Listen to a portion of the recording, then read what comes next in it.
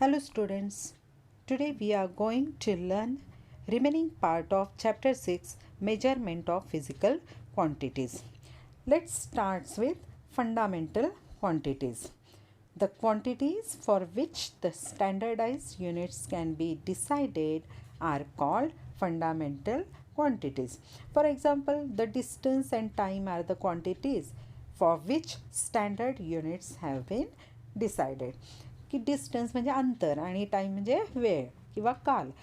तर अंतर आणि काल या दोन्ही क्वांटिटीजसाठी किंवा या राशींसाठी स्टँडर्ड युनिट्स हे ठरवून दिलेले आहेत आणि अशा ज्या क्वांटिटीज आहे त्यांना फंडामेंटल क्वांटिटीज असं म्हटलेलं आहे.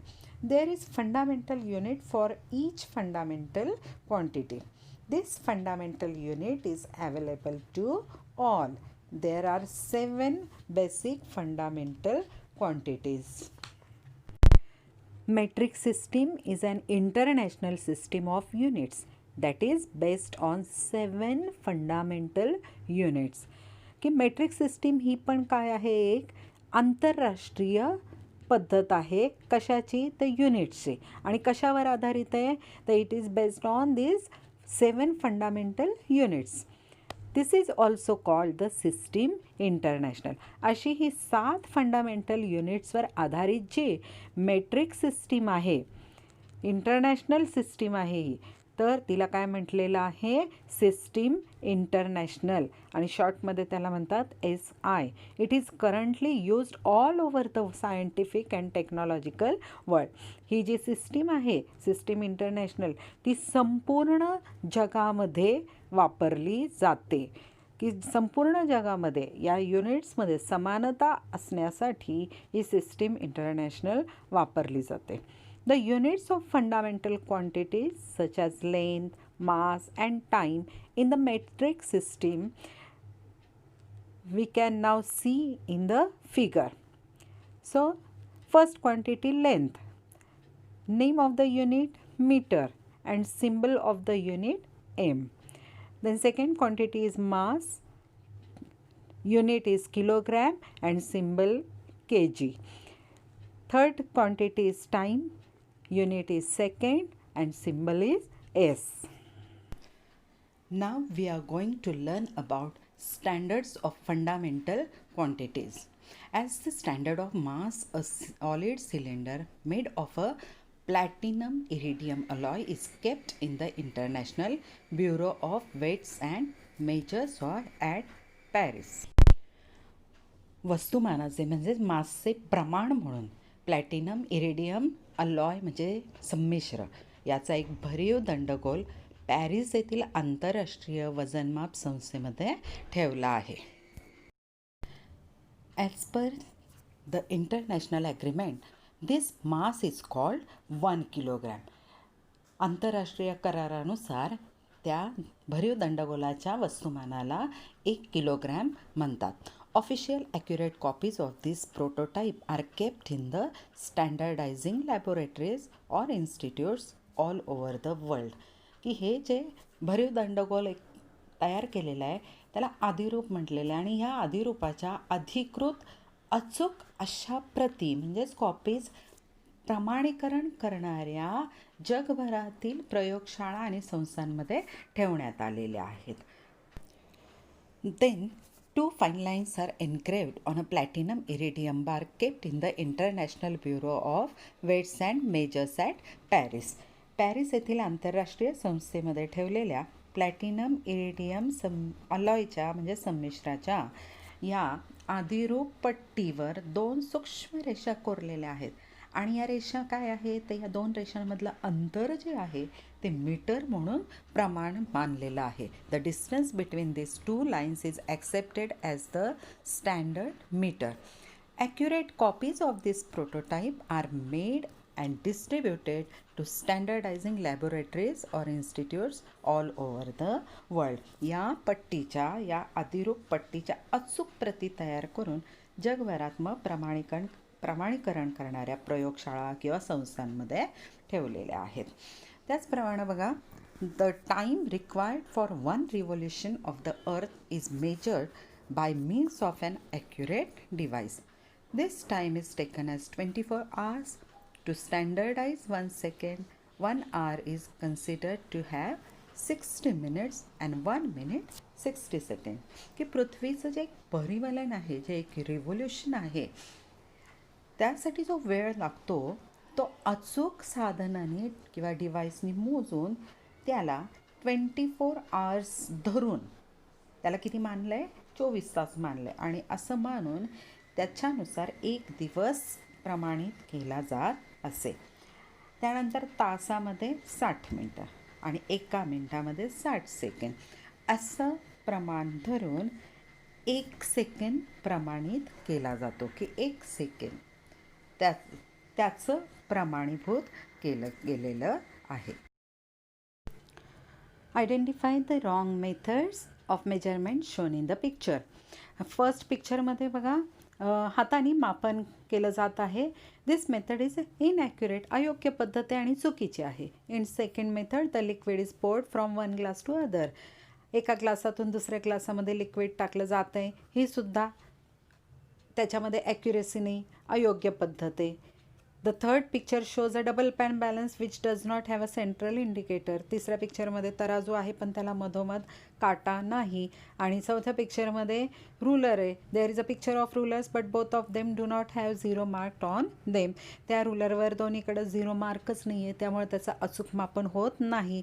मग अचूक मापनासाठी किंवा ॲक्युरेट मेजरमेंटसाठी काही विशिष्ट असे डिव्हायसेस असतात, तेच वापरणं गरजेचं असतं. आणि म्हणूनच या मापनासाठी पायाभूत राशींची माहिती आपण अभ्यासलेली आहे आणि ती जगभर वापरण्यात आलेली आहे. अशा प्रकारे आपण पायाभूत राशींचे प्रमाण अभ्यासलेलं आहे. म्हणजेच पायाभूत राशी कोणत्या? किलोग्रॅम, मीटर आणि सेकंद या राशींचं प्रमाण कशा पद्धतीनं ठरवण्यात आलेलं आहे हे अभ्यासलेलं आहे. आणि आता यानंतर आपण पाहणार आहोत importance of accurate measurement. How accurate a measurement must be depends upon its purpose. की एखादं मापन हे किती अचूक आहे हे कशावर ठरवलं जातं, तर ते मापन कशासाठी केलं गेलेलं आहे किंवा कशासाठी होणार आहे यावर ते ठरतं. तसंच accordingly an appropriate device has to be used for the measurement. आणि मग त्याप्रमाणे योग्य त्या साधनाचा वापर त्या मापनासाठी करावा लागतो.